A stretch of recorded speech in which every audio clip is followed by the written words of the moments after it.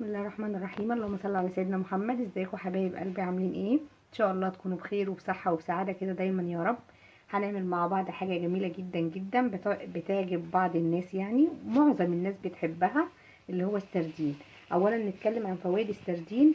السردين ده اكتر حاجه يعني فيها كالسيوم، مفيده جدا وجميله. وشايفين لون السردينيه بتاعتنا تحفه ازاي، ولونها كده اخضر وجميل. ده سردين بلدي وكمان لسه طازه، شايفين بالدم بتاعه بحاله اهو، ما شاء الله. ريحته كمان جميله جدا جدا جدا. ريحه بقى السردين والحاجه الحلوه اللي احنا بنحبها، شايفين بدمه لسه اهو طازه. طبعا انا هنعمل معاكم النهارده السردين ده. انا هنملحه. لما تجيبيه تشتريه كده، اول حاجه السردين ده ما تغسلوهوش، تسيبيه كده يصفي اللي فيه. وبعد كده ايه، تمسكيه حبه تنشفيه بمنديل، ماشي، حبه تسيبيه ينشف في الهواء، مفيش مشكله خالص. كده كده الملح والحاجه اللي انا هنحطها عليه هتاكل كل اللي فيه. وكمان بعد ما تطلعيه وتنضفيه هو بيتغسل لوحده. هو نضيف وبلدي وتحفه وجميل جدا جدا. انت بس هتسيبيه كده يصفي. اولا بص، هو ما صفاش حاجه خالص، هو جميل كده اهو، ولا محطوط عليه تلج ولا ميه ولا اي حاجه خالص. كمان ما تحطيش ولا تغسلي ولا تحطي له ميه. ليه؟ عشان ما يعملش ريحه كده وحشه ويبوظ منك بسرعه. نشوف مع بعض في 10 دقايق اي حد يقدر يعمل السردين ده. حاجه مضمونه في البيت وجميله، وبدل ما تروحي تشتريها وكده، لا، انت ضمناها وضامنه نظافتها وضامنه انت عاملاها ازاي.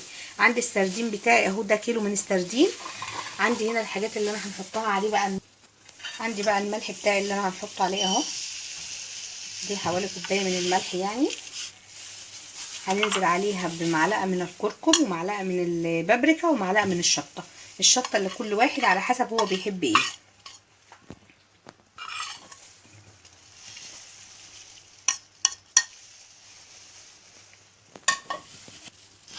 هنخلط بقى كل مقادير على بعضها كده.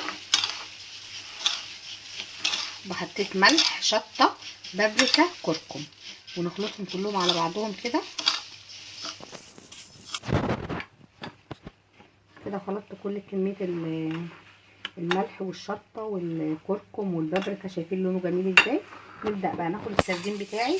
حابه تحطيه في كيس كده وتسيبيه في كيس في اي علبه، ماشي. حابه تحطيه في برطمان برده، ماشي. اول حاجه هنرش رشه كده ايه،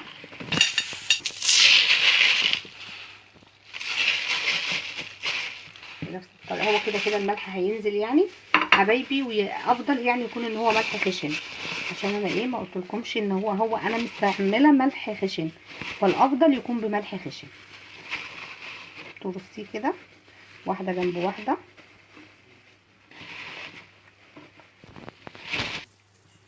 كده. ايه، نديله رشه بقى كده من الملح والخلطه بتاعتي اهو.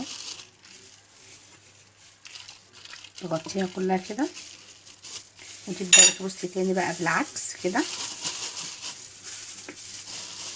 واحده عكس واحده كده.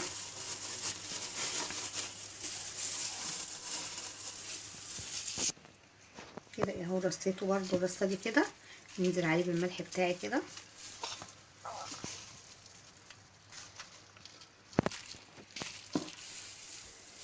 لازم تتاكدي ان كله ايه عليه ملح، عشان الملح ده هيحفظه برده ويملحه معانا اهو كده. نكمل الرص بتاعي العكس برده، انا عامله كده نرص دي كده زي ما قلت لكم كده، ايه، بالعكس. نرش بقى كده برضو بنفس الطريقه. السردين ده بقى جميل جدا مع شويه بطاطس محمره كده، اقطع طماطم، خيار، بدنجان كده، وتاكلي احلى اكله لما تشبعي. حاجه كده تحفه. حاجات الاكلات المصريه بتاعتنا الجميله هي والفسيخ والحاجات دي كده. كده خلاص. انا حطيت عليه كله ملح كده. نديله ضغطه بسيطه بايدي كده كده خلاص. كده بس هو كده.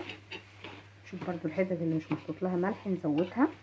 لازم تغطيه بالملح كده. هو اسمه سردين مملح، او لازم يكون فيه نسبه ملح عشان تمتص الملح ده، ما يحصلش عفونه ولا اي حاجه. بعد كده بقى ايه، شويه زيت حلوين كده، شويه زيت كده. هو كده كده فيه دهون، هينزل الزيوت بتاعته، بس لازم شويه زيت على الوش كده عشان خاطر ايه ما يعملش ولا عفونه. هو ان شاء الله ما بيعملش ولا حاجه من غير زيت ولا اي حاجه. شايفين كده؟ شربي الزيت كده بكل الجهات.